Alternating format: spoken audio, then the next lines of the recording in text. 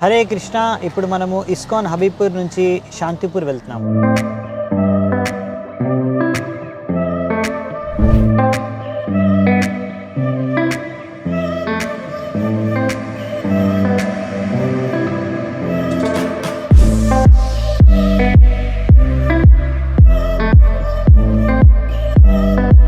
మనము శాంతిపూర్ వచ్చేసాము. సో ఇక్కడ చేరుకోవడానికి మనకి 20 నిమిషాలు పట్టింది, 15 కిలోమీటర్లు మా టెంపుల్ నుంచి. సో ఇది మనం వచ్చిన ప్లేస్ ఏంటంటే, ఇక్కడ బోర్డు మీద రాస్తుంది శ్రీ శ్రీ అద్వైత పాట్ బాబ్లా టెంపుల్ అని. సో ఇది నేషనల్ హైవేకి ఆపోజిట్గా ఉంటుంది. సో ఇక్కడ నుంచి మనం లోపలికి వెళ్ళాలి అద్వైత టెంపుల్కి. ఓకే, హరే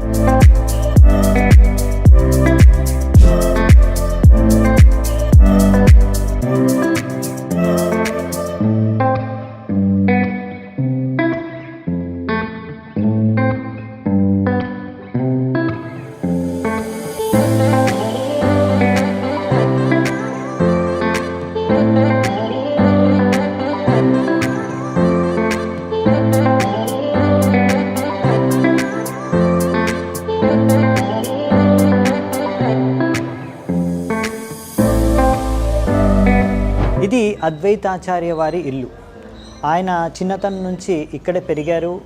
ఇంకా తన యొక్క పరివారంతో సహా ఇక్కడే నివసించారు. ఆయన 2 భార్యలు మరియు ఆయన యొక్క సంతానంతో పాటు ఇక్కడే నివసించారు. అద్వైతాచార్య ఎవరు? అద్వైతాచార్య మహావిష్ణువు మరియు సదాశివుడి యొక్క మిళిత అవతారం.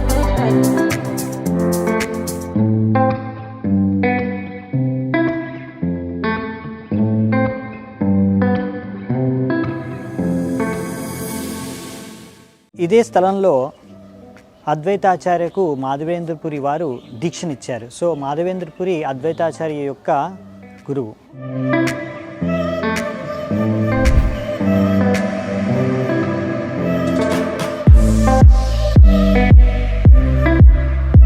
సో ముందు వెనకాతల ఇక్కడ గంగా నది ప్రవహించేది, ఇప్పుడు కొంచెం వెనక్కి వెళ్ళిపోయింది.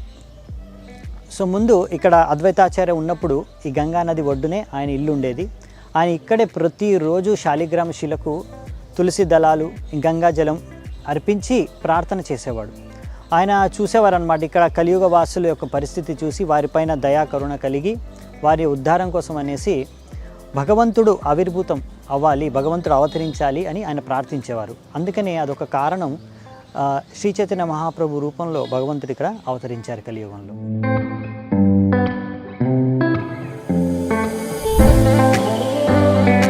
హరిదాస్ ఠాకూర్ ఇక్కడ వచ్చేవారు తరచుగా అద్వైతాచార్య యొక్క ఇంటికి, మరియు ఆయన కూడా పిలిచేవారు ఆయన్ని ప్రసాదం కోసం గ్రహించమని. సో ఇక్కడికి వచ్చి ఆయన ప్రసాదం గ్రహించేవారు, ఆయన సాంగత్యాన్ని పొందేవారు. సో అలా ఒకసారి ఆయన తండ్రి యొక్క శ్రాద్ధ అనుష్ఠాన సమయంలో ఒకసారి పిలిచారు. అప్పుడు హరిదాస్ ఠాకూర్ వచ్చారు, ఎంతోమంది బ్రాహ్మణులుగా వచ్చారు. అందరి సమక్షంలో ఈ శ్రాద్ధ పాత్ర, మొదటి పాత్రని ఎవరైతే సర్వశ్రేష్ఠ బ్రాహ్మణులు వాళ్ళకి అర్పించాలి. సో అటువంటిది అద్వైతాచార్య హరిదాస్ ఠాకూర్కి ఇచ్చారు. హరిదాస్ ఠాకూర్ ఆయన ఒక మెలెచ్చ, అంటే యవ్వన పరివారంలో పుట్టిన ఆయన కానీ ఆయనకి ఇచ్చారు. సో అప్పుడు హరిదాస్ ఠాకూర్ చెప్పారనమాట, ఇది నాకు ఇస్తున్నావేంటి, ఇక్కడ అందరు బ్రాహ్మణులు ఏమనుకుంటారో అని. సో అప్పుడు అద్వైతాచార్య అదే చెప్పాలనుకుంటున్నాను అందరికీ, ఒక వైష్ణవుడు ఎంత గొప్ప, ఎంత శ్రేష్టమైన వాడు అనేది. మీలాంటి శుద్ధ వైష్ణవులకి ఈ యొక్క మొదటి పాత్ర ఇచ్చేది అందుకే. సో దీని యొక్క ఫలితము ఒక వేల మంది బ్రాహ్మణులకు కూడా ఇచ్చిన దానికన్నా కూడా ఎక్కువ కలుగుతుంది.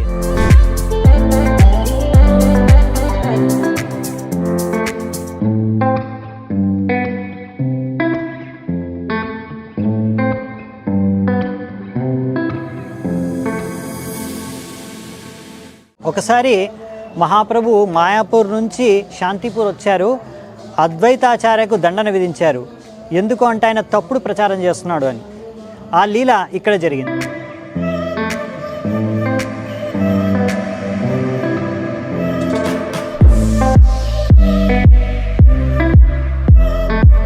సన్యాసం తీసుకున్న తర్వాత మహాప్రభు బృందావనం వెళ్ళాలని బయలుదేరినప్పుడు నిత్యానంద ప్రభు ఆయనకు దారి తప్పించి ఇక్కడికి అద్వైతాచార్య వాళ్ళ ఇంటికి తీసుకొచ్చారు. సో ఇక్కడ మహాప్రభు, నిత్యానంద ప్రభు వీళ్ళు ప్రసాదాన్ని గ్రహించారు. ఇక్కడ కొన్ని రోజులు నివసించారు. ఆ సమయంలోనే సచీమాత ఇంకా చాలా భక్తులు మాయాపూర్ నవద్వీప్ నుంచి మహాప్రభుని కలుసుకోవడానికి చూడడానికి ఇక్కడికి వచ్చారు. అదే సమయంలో సచీమాత మహాప్రభుకి అనురోధించింది, మీరు బృందావనం వెళ్ళాలనుకుంటున్నారు, ఇప్పుడు బృందావనం కాకుండా మీరు పూరిలో వెళ్ళి అక్కడ నివసించండి అని. సో ఆ రిక్వెస్ట్ని ఆయన స్వీకరించి మహాప్రభు ఇక్కడే నిర్ణయం తీసుకొని ఇక్కడ నుంచి తర్వాత పూరికి బయలుదేరారు.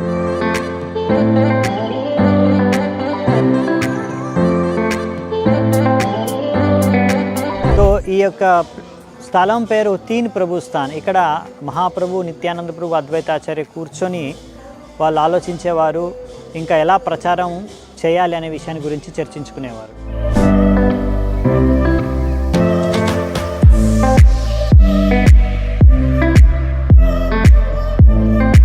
ఒకసారి రఘునాథ్ దాస్ గోస్వామి ఇక్కడికి వచ్చారు, మహాప్రభుని కలిశారు. ఇంకా మహాప్రభుకి తన జీవితాన్ని అంకితం సంపూర్ణంగా చేసి శరణాగతం అవ్వాలనుకున్నారు, అన్నీ త్యాగం చేసి. అప్పుడు మహాప్రభు ఆయనకు అన్నారు, ఇప్పుడు కాదు, సరైన సమయం కాదు, నువ్వు తిరిగి ఇంటికి వెళ్ళు, అక్కడికి వెళ్ళి ఇంట్లోనే ఉండి లోపల నుంచి వైరాగ్యాన్ని నువ్వు ప్రాక్టీస్ చేయి, బయట నుంచి ఒక సాధారణ కర్మి వ్యక్తిలా జీవించు అని.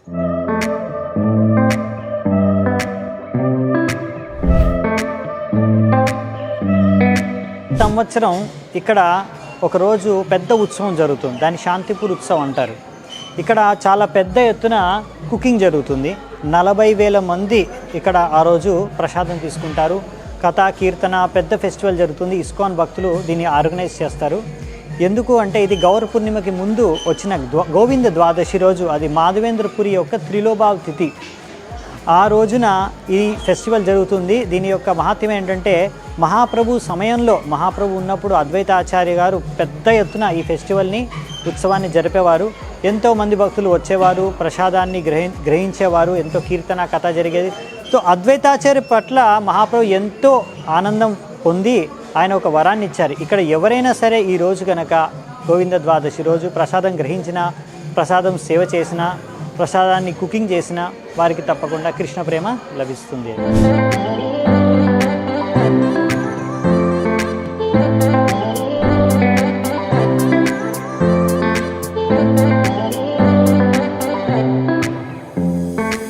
అద్వైతాచార్య వారు భగవద్ధామానికి తిరిగి వెళ్ళిపోయిన తర్వాత ఒకసారి ఒకరోజు శ్రీనివాస ఆచార్య ఇక్కడికి వచ్చారు శాంతిపూర్కి. ఆ సమయంలో అద్వైతాచార్య ఆయనకు ప్రత్యక్షమయ్యి ఆయనకు కొన్ని ఆదేశాలను ఇచ్చారు. నువ్వు ఇక్కడ నుంచి తర్వాత కర్దాకు వెళ్ళు, అక్కడ జాహ్నవ మాతాని దర్శించుకో, తర్వాత అక్కడ నుంచి నువ్వు బృందావనంకి వెళ్ళు అని. సో ఇక్కడ ఆయన అద్వైతాచార్య వాళ్ళ ఇంటికి వెళ్ళారు. అప్పుడు అక్కడ సీతా ఠాకురాని ఆయనకు ప్రసాదం కూడా ఇచ్చారు. సో ఆయన ప్రసాదాన్ని ఇక్కడ సేవించి బయలుదేరారు. శ్రీల ప్రభుపాదులు వారు ఇక్కడికి వచ్చేవారు. ఇక్కడికి వచ్చి అద్వైతాచార్యకు ప్రార్థన చేసుకునేవారు, ఆయన కృపను ఆశించేవారు.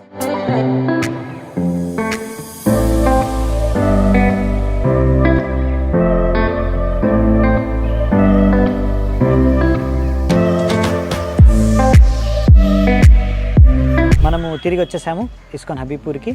సో మీరు కూడా ఈ యొక్క స్థలాల్ని దర్శించుకోవాలనుకుంటే ఇక్కడ ఉండి హబీపూర్ నుంచి, ఇస్కాన్ హబీపూర్ నుంచి వెళ్ళి దర్శించుకోవచ్చు.